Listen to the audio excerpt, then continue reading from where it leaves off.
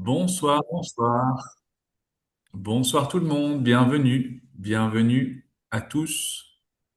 Nous voici arrivés au mois de mars. Je suis heureux de vous accueillir. Les jours s'allongent. C'est une période que j'aime beaucoup. C'est une période où l'obscurité recule. Et nous sommes heureux de vous retrouver par un webinaire. Serons assez nombreux aujourd'hui soir. Je pense que on voit déjà beaucoup de gens qui apparaissent sur le chat. Et j'aimerais bien, pour l'instant, on va arrêter de demander aux personnes d'où elles viennent. J'aimerais bien que vous me disiez un petit peu dans quel état, quelle humeur vous êtes, de quelle humeur êtes-vous ce soir? Est-ce que vous êtes heureux? Est-ce que vous êtes triste? Est-ce que vous êtes jovial? Est-ce que vous êtes curieux? Est-ce que vous êtes affamé, en pleine forme et en joie? Ça, c'est magnifique. Euh, curieuse et rêveuse. Ça, c'est joli, ça. D'être là, de pouvoir apprendre. Ça, c'est joli. Heureuse, mais fatiguée. Je préférais fatiguée, mais heureux. C'est qui est une autre façon de dire les choses, mais de très bonne humeur, dit Jessica. Bonsoir, en forme. Ça, c'est très chouette. Aline nous dit qu'elle a faim. Enthousiaste. Enthousiaste. Curieuse et intriguée même. Vivant. Ça, c'est joli aussi. Catherine du Québec. Un peu fatiguée, mais ça va. Moi, je suis sûr qu'après cette présentation, vous ne serez plus fatigué. Vous serez émerveillé et t- d'autant plus que nous allons passer une soirée vraiment. Y aura-t-il un replay? On pose déjà des questions. Oui, il y aura un replay. Il y aura des replays et vous aurez accès aux replays. Donc, je dis, nous allons passer une soirée magnifique ensemble sur un sujet qui est quand même euh, très attirant. Voilà, je pense que tout le monde arrive petit à petit. Nous sommes déjà 150. Je pense que dans quelques minutes, nous serons arrivés à 200. Voilà, je suis heureux de vous accueillir au nom de SOEL, donc SOEL Formation, qui, je vous rappelle, est un organisme de formation qui organise des webinaires et des diplômes universitaires avec l'université Miguel de Cervantes de Valladolid. Cette organisation, donc SOEL Formation, est une organisation qui s'adresse principalement aux soignants et qui permettent à ces soignants de compléter leur formation. Nous avons aujourd'hui soir, la joie d'accueillir Alain Héril. Alain Héril qui, je vous le rappelle, est psychothérapeute, il est psychanalyste aussi, il a écrit de nombreux livres. Il est aussi professeur à l'université de Moscou, professeur de psychologie et de psychanalyse. Et il a écrit, comme je viens de le dire, de nombreux livres. Alain, je te laisserai un petit peu plus décrire ton parcours, mais je pense que tout le monde te connaît déjà. Il co-dirige l'Institut Indigo Formation. Il intervient donc dans le monde entier et en France, particulièrement à l'Université Paris 7, à l'Université de Bourgogne aussi. Le sujet de ce soir est donc de parler de nos fantasmes et plutôt de ce qui révèle de nous. Alain, je vais te laisser prendre la parole, mais avant toute chose, je vous invite tout le monde quand même à visiter le site de Soel Formation, soelformation.com, et de découvrir la formation Couple et Sexualité qui commencera le 16 avril, donc dans très peu de temps. Alain, c'est donc à toi, je te cède la parole. Merci d'avoir accepté une nouvelle fois de prendre la parole pour nous et avec nous. Est-ce que tu es Merci là? Fabrice. Bonsoir, bonsoir à tout le monde. Bon, je vais pas continuer ma présentation. Tu as dit Fabrice l'essentiel. Juste te préciser que je suis effectivement professeur émérite en psychanalyse à l'université HSE de Moscou, mais que je ne vais plus à Moscou depuis plusieurs années. Pour des raisons que vous devez comprendre, je suppose, depuis le Covid et depuis la guerre en Ukraine, je ne vais plus à Moscou et même si j'ai donné quelques cours à mes étudiants de Moscou en visio, voilà, une collaboration qui s'est terminée. Je ne sais pas si un jour ça reprendra. Bon, en tout cas, c'est comme ça. Euh, je vais donc auprès de vous, voilà, aborder le thème des fantasmes, qui est un thème qui n'est pas si simple que ça. dans la mesure où les fantasmes s'organisent pour la plupart à l'intérieur de nous à partir de zones qui sont souvent des zones liées à nos inconscients, à la manière dont nos inconscients se répartissent, se mettent en place et arrivent à notre conscience, la plupart du temps sous forme d'images. Je dis bien la plupart du temps parce que on verra qu'il y a aussi des fantasmes qui ne sont pas constitués avec une imagerie intérieure particulière. Donc en fait, qu'est-ce que c'est que le fantasme? Le fantasme, c'est une construction imaginaire. Le fantasme, c'est notre imaginaire qui va mettre en place, à partir de nos expériences, à partir de notre vécu, à partir de notre sexualité, qu'elle soit réelle ou idéalisée, à partir de nos inconscients également, le fantasme va créer un scénario qui est un scénario à l'intérieur duquel on va s'imaginer vivant un certain nombre de situations qui ont pour la plupart ces situations fonction de créer des excitations à l'intérieur de nous. Quand je parle d'excitation à l'intérieur de nous, ce ne sont pas forcément que des excitations sexuelles telles qu'on l'entend avec un côté agréable. Je vous rappelle que la peur, l'effroi, c'est une excitation. C'est-à-dire, c'est quelque chose qui nous fait sortir d'un état de stabilité pour nous amener dans un état qui est un état de remise en question de la stabilité générale, l'homéostasie dans laquelle on peut se trouver en règle générale. Donc le fantasme, c'est un espèce d'aiguillon, c'est quelque chose qui vient nous provoquer, qui vient nous déranger, qui vient nous exciter positivement ou négativement. Et le fantasme, il est en fait un moteur imaginatif qui nous permet de comprendre comment nous sommes organisés à l'intérieur de nous par rapport à ce que l'on imagine, ce que l'on projette, parfois ce que l'on idéalise de sa vie sexuelle. Donc évidemment, le fantasme n'est pas la réalité.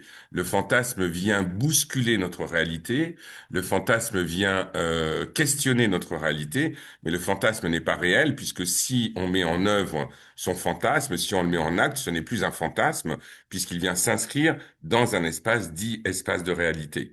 Donc le fantasme, et bien entendu, je parle du fantasme sexuel, il est présent chez tout le monde, chez les hommes comme chez les femmes, et ça déjà, je me permets de mettre à mal une idée reçue. J'ai eu souvent des patientes qui me disaient, oui, les hommes fantasment, mais pas les femmes. Donc non, les femmes fantasment autant que les hommes. À ce niveau-là, on est au même endroit, les hommes comme les femmes, et on est dans les mêmes configurations et dans le même rapport à nos univers fantasmatiques. Dans le fantasme, il y a donc notre imaginaire qui parle, notre imaginaire qui va donc venir organiser des mises en scène, comme si nous avions un théâtre intérieur qui mettait en place des situations scénarisées, des récits de ces mises en scène de nos organisations internes, de nos désirs, de nos projections, de nos attentes. Voilà. Donc, le fantasme, c'est important de le dire, il prend son origine dans nos inconscients, comme je le disais tout à l'heure. Si je dis nos inconscients, c'est que nous avons à l'intérieur de nous plusieurs fonctions de l'inconscient et on pourrait dire plusieurs inconscients. Et nous avons un inconscient individuel qui est, là c'est tous les travaux de Freud, entre autres, un inconscient individuel qui se constitue à partir de notre vécu, à partir de nos expériences, à partir de l'interprétation que nous faisons de notre vécu, et notre inconscient individuel se constitue aussi avec les messages que nous avons reçus, notre éducation, nos projections, nos introjections, voilà, tout ce qui constitue notre vie d'un sujet individué dans un monde donné, à une époque donnée. Et puis nous avons une autre forme d'inconscient qui est l'inconscient collectif. L'inconscient collectif, là, c'est plutôt les travaux de Carl Gustav Jung. L'inconscient collectif, il est fait avec la culture à laquelle nous appartenons. Il est fait aussi avec notre histoire familiale. Donc, il y a une dimension transgénérationnelle à partir de ces fantasmes. Et puis, il y a aussi dans l'inconscient collectif sur lequel Jung a travaillé, un inconscient qui appartient au-delà de notre culture, au-delà de notre famille, à quelque chose qui est de l'ordre de l'humanité en règle générale. Et donc, à l'intérieur de ça, Jung a vu, a mis en place, a proposé la notion d'archétype. Et les archétypes sont des formes symboliques qui sont présentes dans l'humanité depuis les débuts de l'humanité. Donc, ce sont des formes récurrentes que l'on retrouve d'une civilisation à une autre, d'une culture à une autre, et qui font un espèce de fond représentatif, je dirais presque un fantasme collectif, des fantasmes collectifs, à partir de cette notion d'archétype. Et puis, il y a d'autres formes d'inconscient. Il y a ce qu'on appelle l'inconscient archaïque. L'inconscient archaïque, c'est ce que nous gardons à l'intérieur de nous, notamment au niveau du cerveau reptilien, ce que nous gardons à l'intérieur de nous, de l'histoire de l'humanité, de l'Homo sapiens sapiens que nous sommes, mais au-delà de l'Homo sapiens, de formes anthropologiques comme l'homme de Néandertal, l'Homo habilis, l'Homo erectus, voilà, et dont nous gardons les traces à l'intérieur de nous, et ces traces vont aussi se mettre en place sous des formes qui peuvent être des formes avec des fantasmes qu'on va appeler à ce moment-là des fantasmes archaïques. Et puis, il y a d'autres formes d'inconscient, l'inconscient groupal sur lequel Didier Anzieux a beaucoup travaillé, c'est-à-dire le fait que quand on forme un groupe de travail, un groupe de formation, un groupe humain déterminé pendant un moment donné, que ce groupe va constituer son propre inconscient qui est fait avec l'addition des inconscients collectifs, des inconscients individuels. Et puis après, il y a d'autres formes. L'inconscient quantique, par exemple. Bon, il y a plein de formes d'inconscient qui existent, mais toutes ces formes-là, elles sont présentes à l'intérieur de nous. Si je parle de ces différentes formes d'inconscient, c'est que le fantasme va s'appuyer sur des sources inconscientes. Et il est évident que nous n'avons pas le même type de fantasme si le fantasme vient de notre inconscient individuel, s'il vient de l'inconscient collectif ou s'il vient de l'inconscient archaïque. Les fantasmes s'organisent différemment en fonction de leurs sources. Et puis, il est important aussi de voir que dans l'organisation psychique qui est la nôtre, que nous avons une partie consciente, des parties inconscientes, comme je viens de le dire, mais aussi des parties préconscientes, des parties pré-inconscientes, et que toutes ces étages-là, qui sont présentes à l'intérieur de nous, sont aussi des sources pour la construction fantasmatique. Donc, il y a parfois des fantasmes qui prennent appui sur des dimensions préconscientes, par exemple. Donc, dans ce cas-là, c'est ce qu'on va appeler des fantasmes d'aménagement, où on va utiliser ces formes, ces images fantasmatiques pour aménager la réalité qui est la nôtre. C'est-à-dire ce que je n'ai pas dans ma vie sexuelle réelle, je vais l'imaginer à travers des formes fantasmatiques, mais qui ne sont pas si dérangeantes que ça, parce que c'est important de préciser que le fondement même du fantasme, c'est la transgression. Que le fantasme n'est pas là pour reproduire la réalité dans laquelle on est. D'ailleurs, ce qui est intéressant, c'est de voir que lorsqu'on rentre dans une relation avec quelqu'un, au début de la relation, la plupart du temps, quand il y a l'impact érotique de la rencontre, on organise souvent ces fantasmes avec des situations imaginées, imaginaires, avec son compagnon, sa compagne. Et puis, ce qui est intéressant, c'est qu'à un moment donné, on va commencer à organiser ces fantasmes avec d'autres personnes que son compagnon, que sa compagne, et on va aller visiter d'autres univers que les univers que l'on connaît. Donc il y a un aménagement qui se met en place. Si par exemple votre fantasme c'est d'avoir des relations sexuelles avec Leonardo DiCaprio et Brad Pitt en même temps, c'est un fantasme d'aménagement. C'est donc qui n'est pas si transgressif que ça, qui n'est pas si dérangeant que ça, mais qui peut raconter quelque chose de votre sexualité, bien entendu, et qui peut raconter quelque chose de terrain sur lesquels on voudrait aller parce qu'on les a pas dans sa vie réelle et tout ça. Et puis, si les fantasmes viennent du plus profond, de nous, il va avoir un aspect transgressif, ce fantasme-là, ces fantasmes-là. Et les aspects transgressifs, parfois, sont des aspects qui nous dérangent, qui mettent à mal nos valeurs, nos croyances, et qui créent des bouleversements. Et plus le fantasme vient d'univers inconscient, profond, et plus le dérangement est grand. Donc on peut avoir des fantasmes, des dévorations, qui sont des fantasmes qui viennent du plus profond de nos zones archaïques, par exemple. Euh, donc, euh, donc la question qui va se poser, c'est qu'est-ce que ces fantasmes racontent de nous, qu'est-ce qu'ils disent de nous, et qu'est-ce qu'on en fait de ces fantasmes-là. Et c'est là toute la difficulté et toute l'incompréhension qu'il peut y avoir, parce que quand je parle d'incompréhension, c'est qu'il y a beaucoup d'articles que j'ai pu lire, bon, dans des revues qui se veulent psychologiques et qui disent, si vous voulez avoir une vie sexuelle, réalisez vos fantasmes. En fait, le fantasme là n'est pas là pour avec vocation d'être réalisé. Le fantasme là a pour vocation de nous perturber, de nous amener sur des terrains d'excitation qui n'ont pas forcément valeur à réalisation. Euh, et toute la difficulté, c'est d'accepter d'avoir un imaginaire qui est là, mais que cet imaginaire, il n'est pas là avec la demande de réalisation et d'inscription dans la réalité. C'est autre chose qui se joue et ça se joue d'une autre manière. Et donc, et c'est cela qu'il faut regarder, bien sûr, et c'est cela qu'il faut comprendre.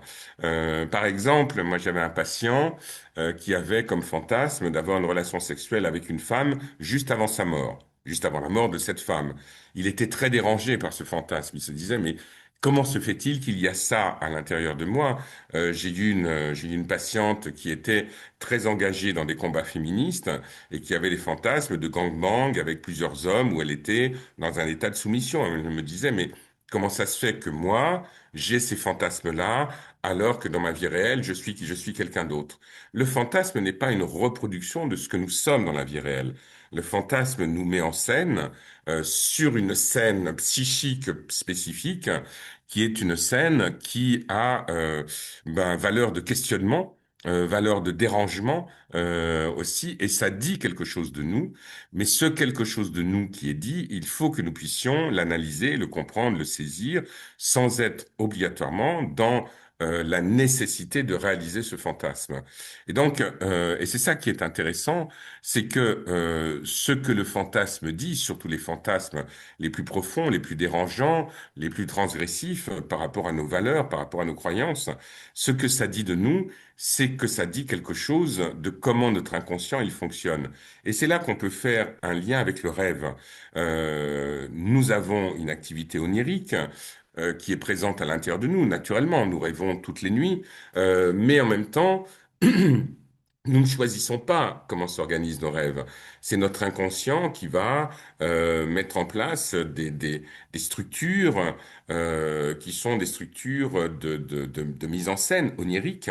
Et sur la scène onirique, ben, ce que nous allons voir, ce que nous allons découvrir, c'est quelque chose qui parfois nous dérange, qui parfois est complètement énigmatique et qui a besoin d'une interprétation, qui a besoin d'être décrypté. Ben, le fantasme, il peut nous arriver crypté, comme le rêve peut nous arriver crypté.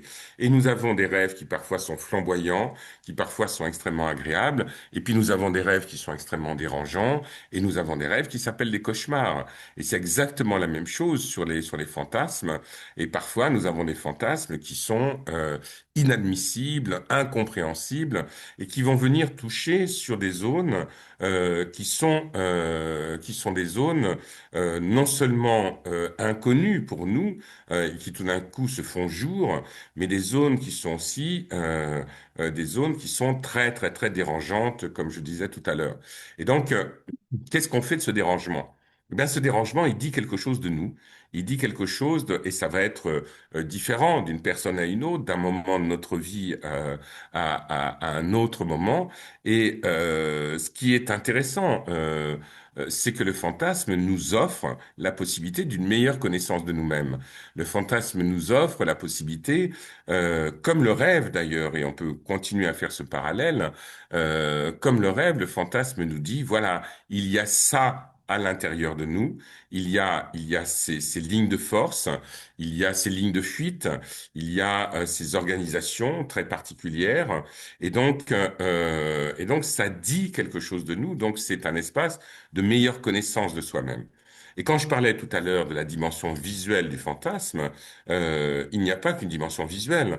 On peut avoir des fantasmes sexuels qui sont kinesthésiques, on peut avoir des fantasmes sexuels qui sont auditifs, on peut avoir des fantasmes sexuels gustatifs, on peut avoir des fantasmes sexuels qui jouent sur tous les registres de nos sensorialités et qui vont avoir les mêmes valeurs que celles que je suis en train de décrire. Donc, donc le fait de réaliser ces fantasmes, c'est quelque chose qui n'est pas obligatoire. Le fantasme n'est pas là pour être réalisé. Mais le fantasme peut être transformé. On peut utiliser l'énergie du fantasme pour constituer euh, une amélioration, une manière d'aménager aussi sa vie sexuelle avec une énergie du fantasme qui ne va pas être utilisée à son plein régime, si je puis dire. On peut avoir des fantasmes d'attachement, par exemple, de soumission, mais ne pas forcément les réaliser dans leur entièreté dans notre vie sexuelle réelle. Donc on peut jouer avec ça, on peut jouer avec ces dimensions, tout comme il y a une manière, je dirais presque, de sublimer l'énergie fantasmatique. On peut avoir à certains moments des images, des sensations, des impressions de dévoration, l'envie réellement de dévorer quelqu'un qui va se mettre en place. Et puis, ben, ce fantasme-là, on ne va pas le réaliser, mais par contre, on va le transformer, on va le sublimer. Et on peut dire à ce moment-là à quelqu'un, tu es belle à croquer, je te mangerai bien. Et on peut avoir une activité sexuelle qui va être très tournée autour de l'oralité, autour de la dégustation de l'autre, sans que l'on soit dans la dévoration. Donc l'énergie sexuelle du fantasme, on peut donc la transformer, la mettre dans une autre, un autre mouvement que le mouvement initial. Donc l'une des grandes questions qui se posent, c'est est-ce que tout fantasme est sexuel? J'aurais tendance à dire que tout fantasme a une origine sexuelle. Tout fantasme s'appuie sur la pulsion sexuelle, ce que Freud et Jung ont appelé la libido. Et bien souvent, des personnes disent, oui, mais la libido, c'est aussi la pulsion de vie. Oui, mais la pulsion de vie, elle est sexuelle. Il faut pas entendre la sexualité dans un sens génital. Il faut pas entendre essentiellement la sexualité comme étant l'espace du frottement de muqueuse, comme étant l'endroit où il y a un rapport sexuel. La sexualité est beaucoup plus large que le rapport sexuel. La sexualité, c'est nos désirs. La sexualité, c'est nos projections. La sexualité, c'est nos idéalisations, c'est nos attentes. La sexualité, elle se construit aussi avec l'éducation que nous avons reçue, avec la morale, avec la pudeur, avec nos croyances, avec nos valeurs. La sexualité, elle se construit aussi avec l'époque dans laquelle on est. Le rapport à la sexualité à notre époque en 2026 n'est pas le même que le rapport à la sexualité qu'il y avait au XVIIIe siècle. Et le rapport à la sexualité n'est pas le même ici en France que dans d'autres pays. Donc il y a une variabilité de ce qui constitue la sexualité et c'est très important si on veut comprendre ce que sont les sexualités humaines, de sortir du simple regard porté à l'acte sexuel en lui-même. L'acte sexuel n'est qu'un moment de la sexualité. Ce qui va nous intéresser, c'est qu'est-ce qui fait qu'à un moment donné, on a le désir, l'envie d'avoir une relation sexuelle avec cette personne-là à ce moment-là et de cette manière-là. Et c'est là que le fantasme va venir effectivement nous pousser dans nos retranchements à travers les images, les sensations qu'il nous propose. Donc on ne peut pas comprendre la sexualité humaine si on n'inscrit pas la question du désir avec toutes ses variations et avec toutes ces nuances également. Sinon, on va être dans un rapport à la sexualité qui va être un rapport essentiellement fonctionnel. Et la sexualité, ce n'est pas que du fonctionnel. Et d'ailleurs, la sexualité a aussi un caractère politique également. Il y a des choses qui sont interdites, donc et qui vont justement poser les espaces de l'interdit, donc les espaces de la possibilité de la transgression. Euh, il y a aussi des choses qui sont punies par la loi. Il y a encore 64 pays dans le monde pour qui l'homosexualité est un délit, est un crime grave. Il y a des pays, des États, même aux États-Unis, où la sodomie est considérée comme un crime. Donc là, il y a un aspect politique aussi de la sexualité. Et le fantasme va venir un petit peu bouleverser tout ça. Ça va amener sur des terrains où il y a une énorme créativité. Et la créativité fantasmatique, c'est la même qu'on va rencontrer dans la créativité de notre vie onirique, bien entendu. Donc c'est tout ça qu'il faut regarder. Et je dirais même que c'est important d'arriver à dédramatiser les fantasmes qui sont à l'intérieur de nous. Sauf si vraiment on a des fantasmes qui sont très dérangeants, des fantasmes à caractère pédophile, à caractère zoophile, des fantasmes d'exhibition, par exemple, et qui peuvent être très dérangeants. Mais en dehors de ça, il y a toute une variabilité fantasmatique qui est extrêmement riche, extrêmement féconde, et qui va venir s'installer à l'intérieur de nous. Et puis les fantasmes, ils bougent, ils changent en fonction des époques de vie, en fonction des rencontres. Voilà, c'est tout ça qui va être en jeu et tout ça qu'il faut regarder. Et quand je parle de dédramatiser le fantasme, je vous donne un exemple. J'avais une patiente, lorsqu'elle avait des relations sexuelles avec son mari, au moment d'arriver à l'orgasme, elle avait l'image d'un âne en érection qui tout d'un coup faisait irruption sur son écran mental. Elle était très dérangée par ça et elle venait me voir. Elle me disait mais je suis pas zoophile, c'est pas normal et tout ça. C'est une image qu'elle avait vue, mais qui avait eu une telle imprégnation dans son organisation psychique que cette image était reconvoquée presque naturellement dans sa sexualité. Et cette patiente me demandait presque de la lobotomiser pour retirer ces images qui étaient trop dérangeantes pour elle, insupportables. Donc la question, c'est pas est-ce que ces images, elles sont bonnes ou pas? La question, c'est pourquoi sont-elles là? Et qu'est-ce qu'elles racontent de nous? Et où est-ce qu'elles nous amènent? Sur quel terrain? Et comment elles sont un moteur imaginaire? Et ce qui est très intéressant, par exemple, c'est de voir que il y a certains moments où, dans certaines situations qui sont afantasmatiques, c'est-à-dire des situations où il n'y a pas de fantasme sexuel qui s'exprime, par exemple la dépression, et notamment la dépression mélancolique. Dans les états dépressifs, l'accès au fantasme, il est complètement fermé. Il n'y a pas d'univers fantasmatique. On a ça aussi dans la perversion. Les personnes qui sont dans un registre de perversion sexuelle, en général, contrairement à ce qu'ils disent, n'ont pas de fantasme, puisque la sexualité va s'organiser essentiellement sur un registre qui va être un registre d'obsessionnalité, c'est-à-dire que la sexualité ne peut se faire que comme ça et pas autrement, en fonction de ce scénario-là qui est réalisé, qui est mis dans le réel et qui est un scénario qui est fermé et qui donc ne laisse pas la place à d'autres types de scénarios. Et donc il n'y a pas de diversité fantasmatique dans la perversion sexuelle et dans l'addiction sexuelle.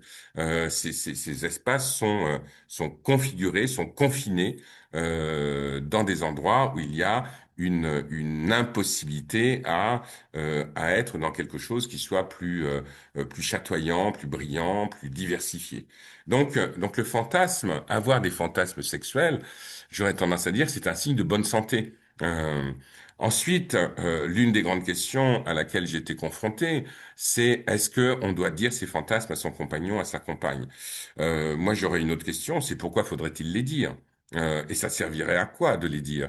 Parce que quand on connaît son compagnon, sa compagne, on sait très bien qu'à un moment donné, le fait de dire ce fantasme-là peut être dérangeant pour l'autre, peut être vexant pour lui, peut être bouleversant. Et donc, qu'est-ce qu'on cherche à faire quand on met en place ce type de choses? Il me semble qu'il y a certaines formes fantasmatiques où ce qui se joue, c'est de soi à soi. C'est pas forcément dans le rapport à l'autre. Personnellement, je me méfie beaucoup dans les couples de la dictature de la transparence, où il faut absolument tout se dire, tout se traduire, voilà, être absolument transparent à l'autre. En général, quand il y a trop de transparence dans le couple, il y a un assèchement du désir, parce que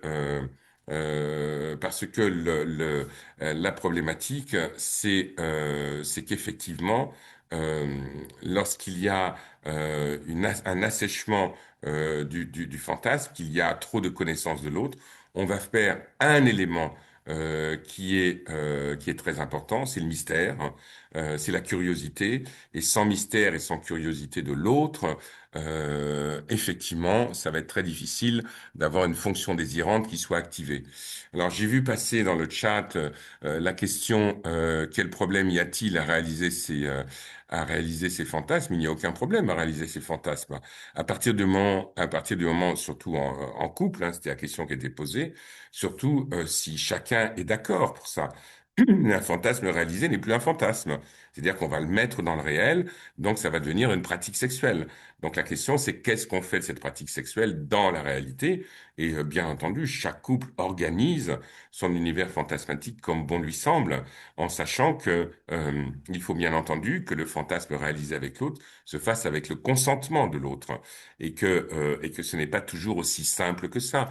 Il y a des Si vous regardez les enquêtes qui ont été faites sur les fantasmes des Français, la plupart du temps, ce sont des fantasmes d'accommodation et qui sont souvent des fantasmes quantitatifs, des fantasmes qui vont dans le sens d'augmenter ce que l'on a déjà. Donc, chez les hommes, les fantasmes les plus récurrents, c'est d'avoir une relation sexuelle avec deux femmes, chez les hommes hétérosexuels. Voilà. Donc, s'il y a une accumulation, en même temps, ce qui est intéressant, c'est que les hommes hétérosexuels qui ont les fantasmes de relations sexuelles avec deux femmes en même temps, souvent ont beaucoup de difficultés à avoir des fantasmes sexuels avec deux hommes en même temps, par exemple. Donc il y a quelque chose qui raconte une surpuissance qui va se mettre en place dans ce fantasme-là.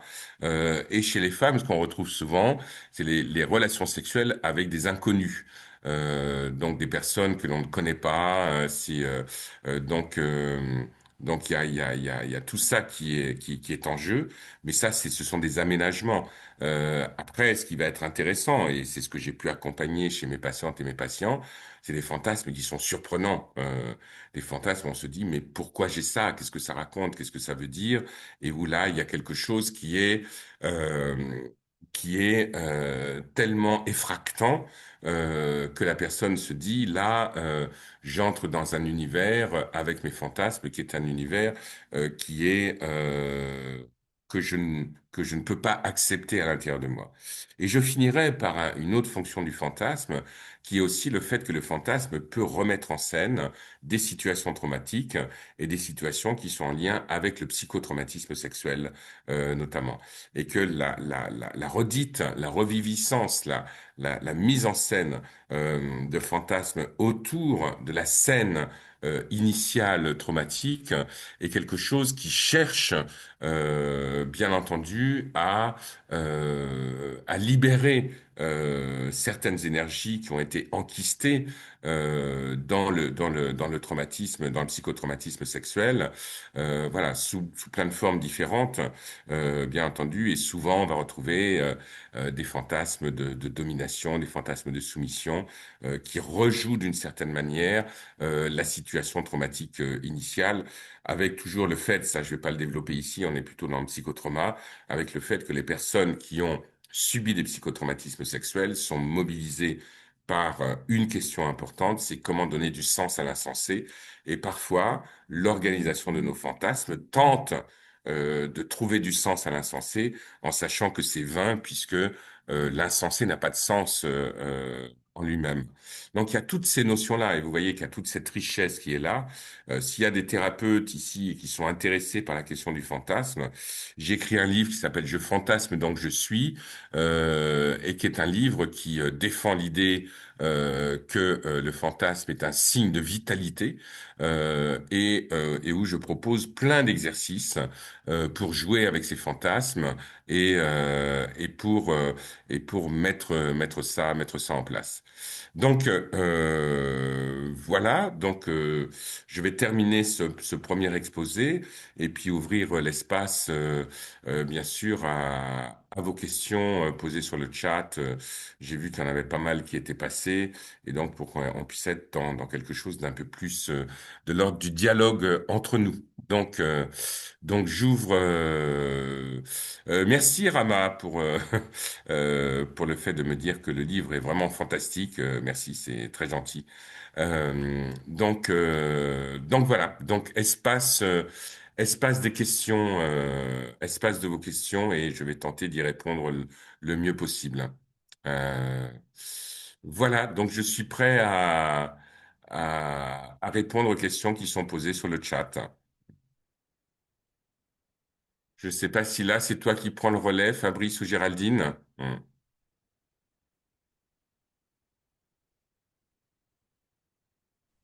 Je pense que Fabrice va prendre le relais, Alain, pour en Oui, fait, D'accord, j'avais un petit bug. on est J'avais en un train bug, j'arrivais pas. Me voilà. d'analyser les d'accord. questions. Voilà. Il y a beaucoup de questions. Excusez-moi. Non, non, j'arrivais pas à brancher mon micro. Bon. Alors, merci tout d'abord, Alain, pour cet exposé qui, comme d'habitude, on en voudrait plus, hein. Ça ne s'arrête jamais. Tu t'arrêtes toujours trop tôt. Mais évidemment, il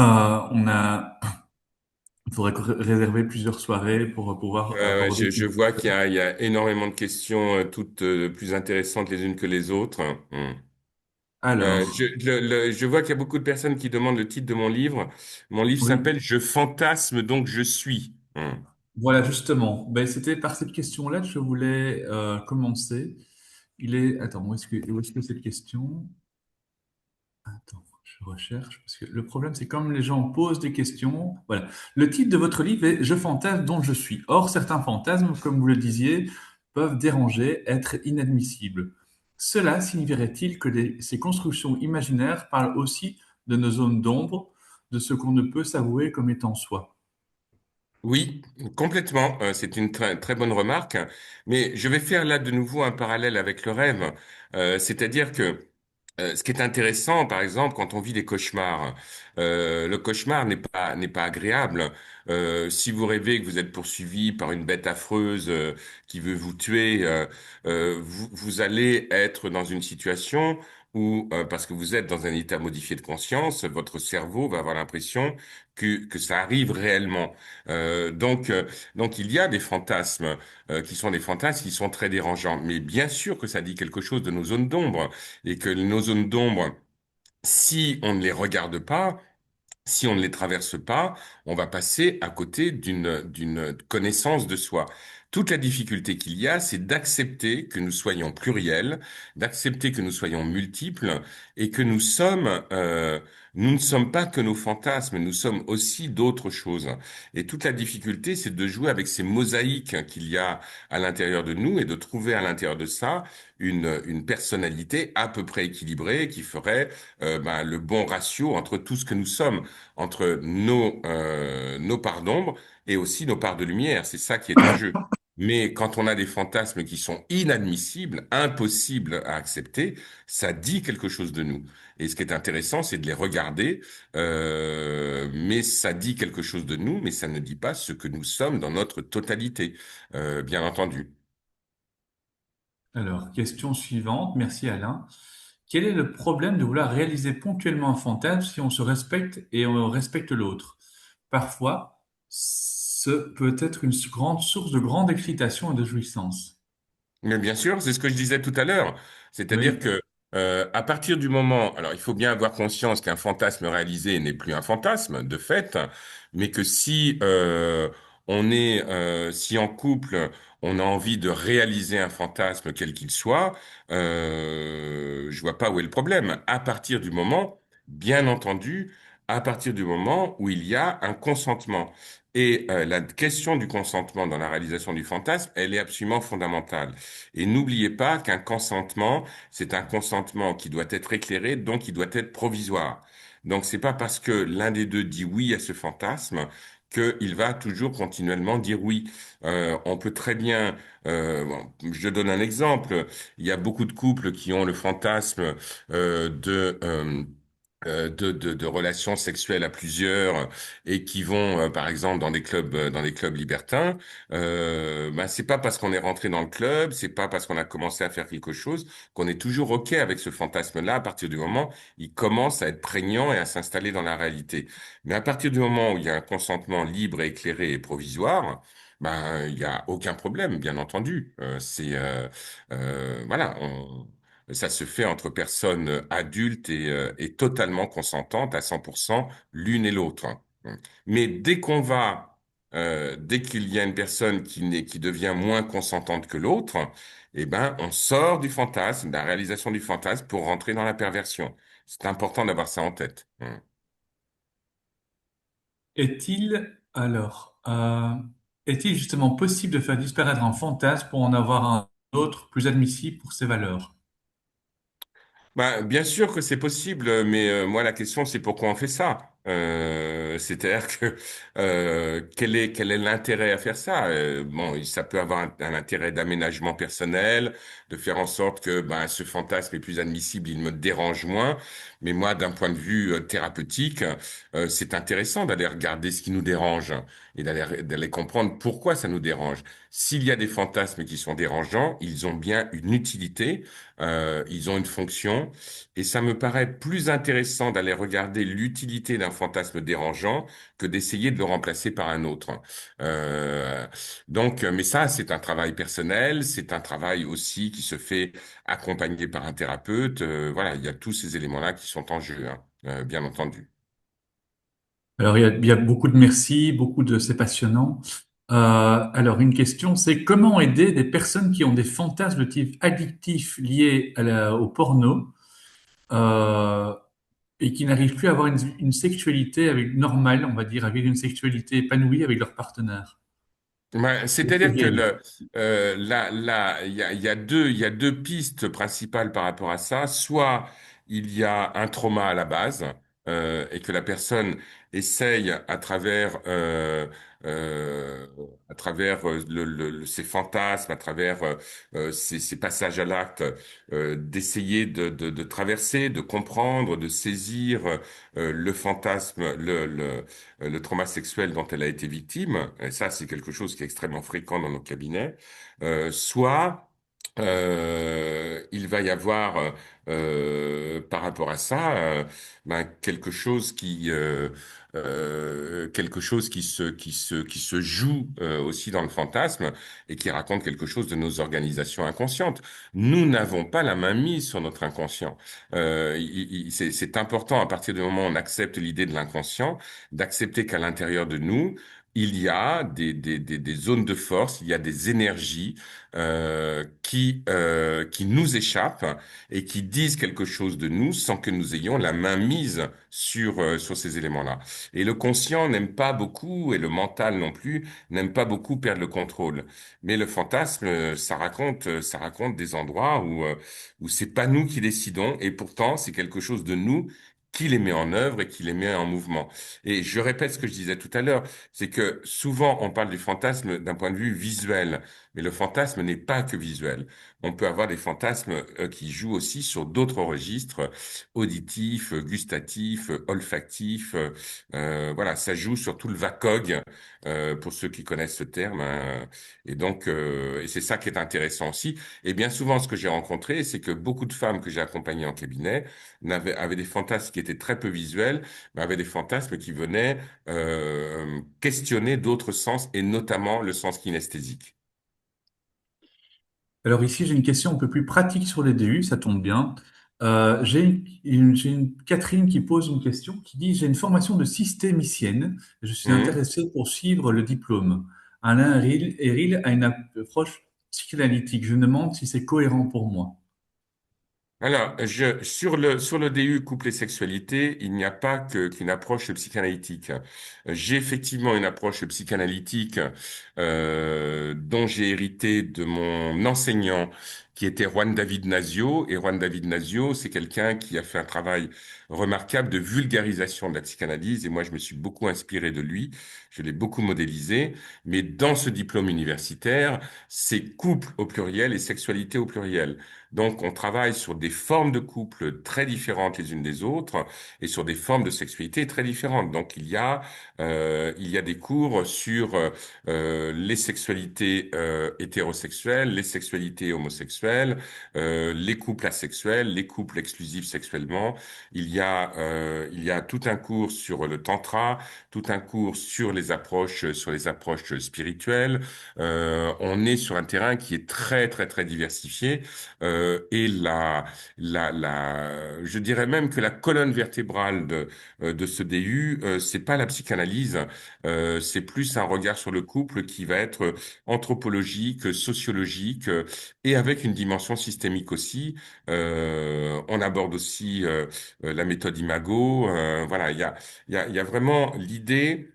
C'est de regarder les fonctionnements des couples qui sont possibles à l'heure actuelle et les différentes formes de sexualité qui sont présentes dans ces couples et comment tout ça peut aider un thérapeute à mettre en place des pistes euh, qui sont des pistes pour pouvoir mieux accompagner les couples qui vont venir dans son cabinet. Mm. Peut-être pourrais-tu en même temps présenter l'équipe qui travaille avec toi?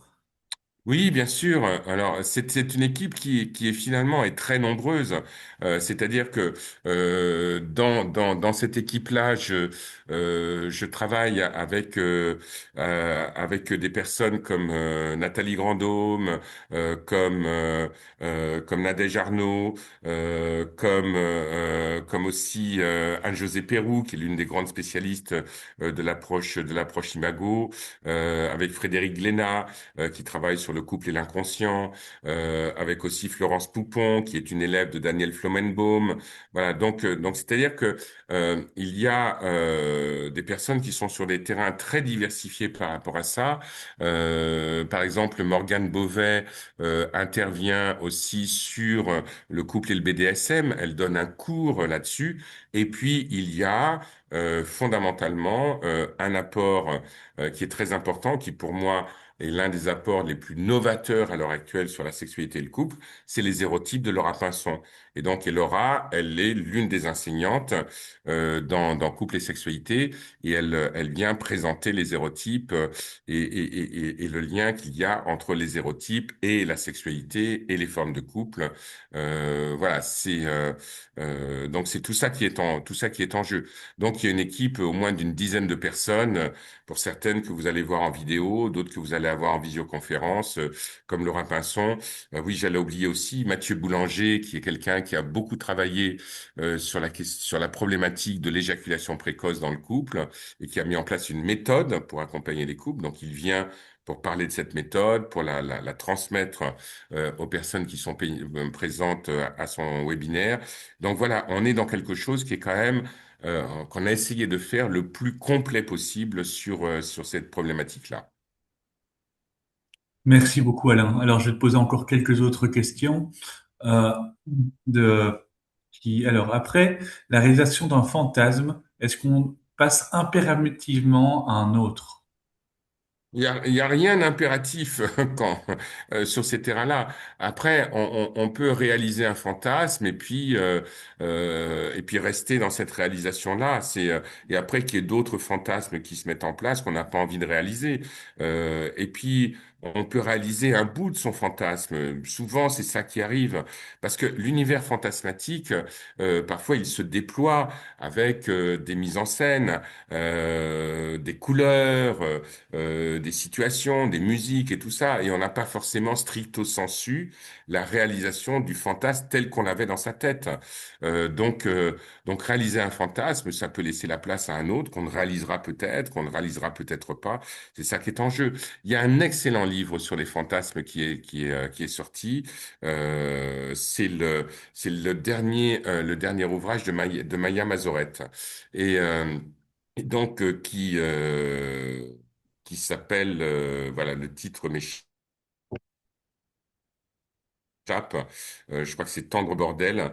Euh, et euh, et le livre de Maya Mazoret, Maison close. Merci beaucoup, génie. C'est Maison close. Tendre bordel, c'est le titre de son spectacle qu'elle présente actuellement à Paris. Donc, et dans Maison close, c'est vraiment un travail sur l'univers fantasmatique. Et Maya, je la connais bien, j'en ai parlé avec elle. Maya, elle met en scène ses fantasmes dans le livre, et elle a des fantasmes avec des hommes virils, des pompiers, des hommes pleins de muscles et tout ça. Ça fait partie de ses fantasmes. C'est pas forcément ce qu'elle vit dans sa vie réelle. Donc voilà. Mais elle joue avec ça. Et dans le spectacle qu'elle met en place, ce qui est très intéressant, c'est qu'elle joue avec les spectateurs, voilà, avec ces éléments-là. Et donc le spectacle s'appelle Tendre bordel, le livre s'appelle Maison close, et on est dans le même univers. Et je trouve que par rapport aux propositions récentes autour de la question du fantasme, c'est l'une des propositions les plus enthousiasmantes. Voilà, c'est gai, c'est riche, c'est joyeux.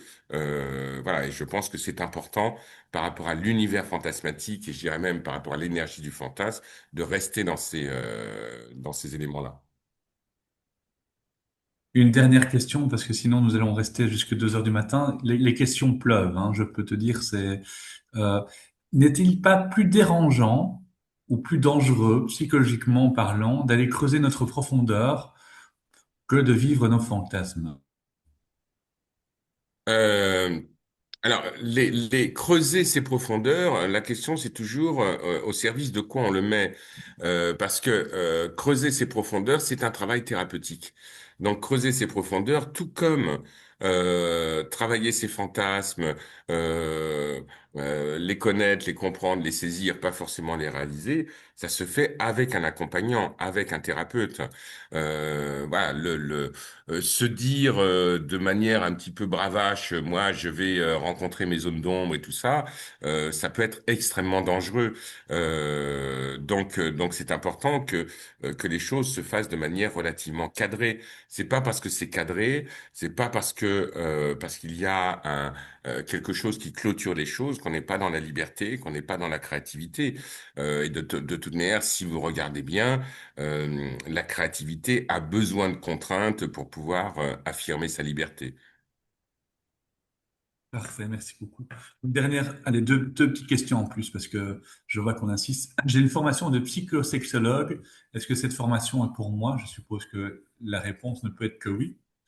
Ben oui, oui, oui, tout à fait. C'est même ce DU. C'est-à-dire que moi, je forme des sexothérapeutes depuis maintenant une bonne vingtaine d'années, peut-être même plus. Euh, et donc, le problème, c'est que dans les formations que je délivre, ce sont des formations où j'aborde la question du couple, mais je ne la développe pas. Et quand j'ai mis en place ce DU, c'est que je me suis rendu compte qu'il y avait des diplômes universitaires qui existaient sur le couple et qui sont très bien faits, très intéressants, mais qu'il n'y a pas de diplôme universitaire qui soit vraiment sur les couples et les sexualités. Donc, d'où la mise en place de cette proposition. Et en fait, les personnes que j'ai accompagnées dans les formations de sexothérapie, ben, il y a un manque par rapport au couple, et c'est en partie pour ça. Donc, les personnes formées à la sexologie, à la sexothérapie, mais qui n'ont pas étayé leur savoir, leur connaissance avec un rapport au couple en tant que tel et à la question du couple et de la sexualité, oui, ils sont les bienvenus et ce DU, il est pour eux. Voilà, parce que ça questionne quelque chose de très simple, hein, ce DU. C'est à quoi sert la sexualité dans le couple? C'est une vraie question. Ça sert à quoi? On peut faire couple et ne pas avoir de sexualité et néanmoins continuer à s'aimer. Donc il y a vraiment il y a vraiment ça qui est en jeu et cette dimension, voilà, à partir du moment où on a une base psycho, voire sexo, je pense que, en tout cas, c'est la prétention, c'est l'objet de ce DU, qu'il peut être aidant pour effectivement les thérapeutes déjà installés. Parfait. Merci beaucoup. Une dernière question, c'est comment savoir si un fantasme est sien ou a été imposé par la société dans laquelle on vit? Ben là après ben il faut prendre le temps d'analyser ça parce que c'est vrai que la société dans laquelle nous sommes elle nous propose des éléments fantasmatiques ne serait-ce qu'à travers la publicité. J'ai fait une petite étude il y a quelque temps sur la publicité des parfums. Voilà. Et parce que publicitairement c'est extrêmement compliqué de faire saisir un parfum. Vous pouvez faire une pub sur une voiture, on voit comment la voiture roule, quelle est sa force, quelle est sa puissance, quelle est sa tenue de route et tout ça. Mais comment faire passer l'odeur d'un parfum à travers des images? Eh bien, c'est organisé autour d'éléments fantasmatiques. Et les fantasmes ont souvent un caractère érotique. Voilà, regardez cette publicité que je trouve extraordinaire sur J'adore de Dior avec Charlize Theron, qui maintenant est, je crois que c'est Beyoncé qui a pris le relais. On est dans quelque chose qui est de l'ordre d'une image fantasmatique très érotisée. Voilà. Et Hermès, cet homme qui est dans les dunes, voilà, tout seul et tout ça. Donc oui, la société fabrique des éléments fantasmatiques, mais c'est au service de quelque chose qui va activer notre consumérisme. C'est pour que nous consommions. En revanche, un fantasme qui est plus personnel, il va jouer sur d'autres registres. Donc, il n'est pas forcément au service d'une organisation économique particulière. Donc voilà, c'est ça qui va être en jeu. Bon, en tout cas, merci beaucoup Alain pour la qualité et ta présence de cet exposé et ta présence parmi nous. J'invite tout le monde à aller explorer le site de www.soelformation.com. Donc, vous l'aurez compris, cette formation s'adresse surtout aux soignants, aux personnes qui ont envie de soigner. Euh, Vous aurez toute l'occasion évidemment de poser d'autres questions. Je vous invite aussi à regarder les replays des autres webinaires, dont celui de Laura Pinson dont tu as parlé tout à l'heure. On vous rappelle donc que le CDU Couple et Sexualité commence le 16 avril. Je vous remercie tous d'avoir été présents. Alain, merci beaucoup. Merci Kevin pour ta présence parmi nous. Et je vous souhaite une belle soirée et finalement un beau retour vers la lumière. À très bientôt. Au revoir. Merci beaucoup. Au revoir à tout le monde.